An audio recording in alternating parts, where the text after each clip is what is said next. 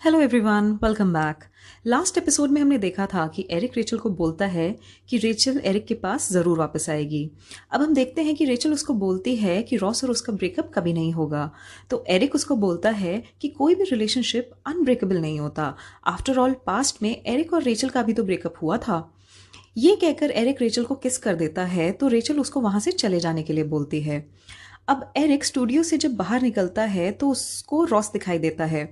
Ross Rachel को lunch पे ले जाने के लिए आया होता है और वो एरिक को भी साथ चलने को बोलता है। रेचल ये सुनकर काफी अनकंफर्टेबल हो जाती है।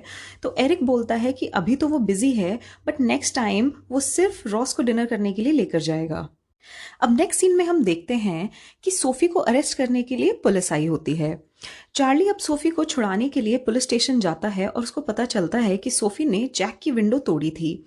जैक यहाँ सोफी को काफी भला बुरा बोलता है, तो चार्ली जैक को जोर से पंच करता है और पुलिस स्टेशन में मैटर सॉल्व करके ये लोग वहां से निकल लेते हैं। सोफी को चीयर अप करने के लिए चार्ली उसको एक कैफे भी लेकर जाता है और हमेशा की तरह ये दोनों यहाँ फिर लड़ना शुरू कर देते हैं। तभी एरिक चार्ली को फोन करके बुलाता है मिलने के लिए। मिलने पर एरिक चार्ली से रेचल के डैड की डेथ के बारे में पूछता है। तो चार्ली उसको बताता है कि जब रेचल के डैड की डेथ हुई थी तो वो मेडिकल कॉलेज में था और वो क्रिमेशन के बाद ही रेचल से मिल पाया था। अब एरिक चार्ली को बोलता है कि उसका फ्रेंड रॉस साइड में किसी दूसरी लड़की को भी डेट कर रहा है। चार्ली यहाँ पे रॉस को डिफेंड करता हुआ बोलता है कि एनी तो सिर्फ रॉस की पेशेंट है और वो खुद भी एनी को जानता है।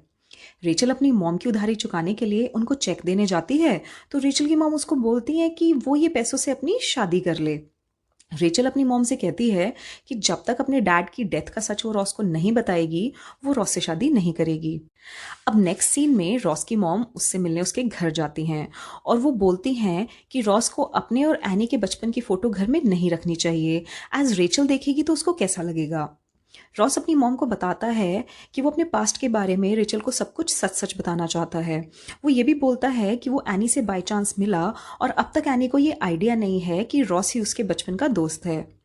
रॉस की मॉम उसे बोलती हैं कि क्या रॉस अभी भी इस बात पर गिल्टी फील करता है कि उन्होंने एनी की जगह रॉस को अडॉप्ट किया था ऑर्फनेज से। रॉस की मॉम उसे समझाती हैं कि ये सब किस्मत की बात है और उसको एनी से अब मिलना बंद कर देना चाहिए, इससे पहले कि वो ये पहचाने कि रॉस ही उसके बचपन का साथी था। उसकी मॉम ये भी बोलती हैं कि रॉस उनका अपना बेटा है और वो ये नहीं चाहती कि दुनिया वाले ये बोलें कि रॉस एक अडॉप्टेड बच्चा है। अब नेक्स्ट मॉर्निंग जब एनी रॉस के घर के बाहर जूस रख रही होती है तभी वहां रेचल आ जाती है। उसी वक्त रॉस डोर खोलकर एनी को अंदर ब्रेकफास्ट करने के लिए पुल करता है और वो ये नहीं देख पाता कि रेचल भी बाहर खड़ी है।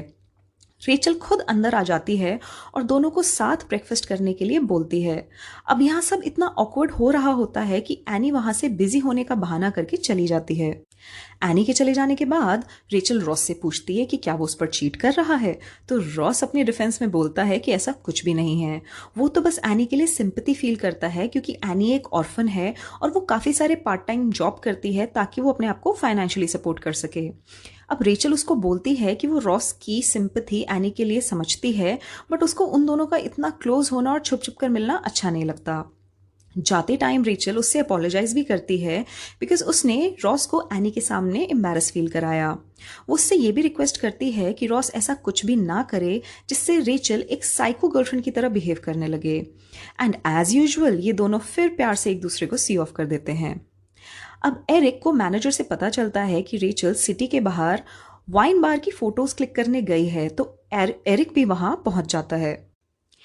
एरिक रेचल से पास्ट की बातों पे बहस करने लगता है, तो रेचल उससे कहती है कि उसको पता है कि एरिक यहाँ जानबूझ के आया है और वो पहले वाली रेचल नहीं रही कि उसकी इन हरकतों से पिघल जाए। वो बोलती है कि वो अब काफी इविल हो गई है और अगर एरिक ने ये सब हरकतें बंद नहीं की तो वो एरिक के साथ काम करना बंद कर देगी। वो एरिक को ये भी कहती है कि सिंस एरिक को पहली बार वन साइडेड लव हुआ है तो रेचल उसके लिए एक्सपीरियंस बहुत ही डिफिकल्ट बना देगी। इस लड़ाई की वजह से वो गुस्से में अपना कैमरा बैग वहीं भूल के चली जाती है। एरिक को तो बस एक मौका मिल जाता है और वो ये बैग वापस करने के लिए नेक्स्ट डे रेचल से मिलने उसके स्टूडियो जाता है। एरिक यहाँ रेचल को बताता है कि वो लेटर दैट नाइट रॉस के साथ हैंग आउट करने वाला है। एरिक के जाने के बाद सोफी रेचल को सजेस्ट करती है कि उसको रॉस एंड एरिक को अकेले नहीं मिलने देना चाहिए। क्या पता दारू पीने के बाद ये दोनों कौन से सीक्रेट्स रिवील कर दें। एरिक जब रॉस से मिलने हॉस्पिटल जा रहा होता है तब एनी भी रॉस से मिलने हॉस्पिटल पहुंच जाती है। अब एरिक फिर से रॉस और एनी को साथ में देख लेता है। To make the matters even worse, वहां पर रेचल भी पहुंच जाती है। रेचल को देख के एनी और रॉस कार के पीछे छुप जाते हैं, तो एरिक इशारा करके रेचल को बता देता है कि वो दोनों कार के पीछे हैं।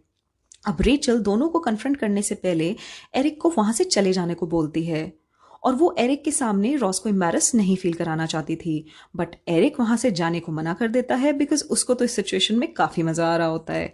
अकॉर्डिंग टू हिम रॉस तो आज रंगे हाथों पकड़ा गया है, तो वो इस मोमेंट को कैसे मिस कर सकता है।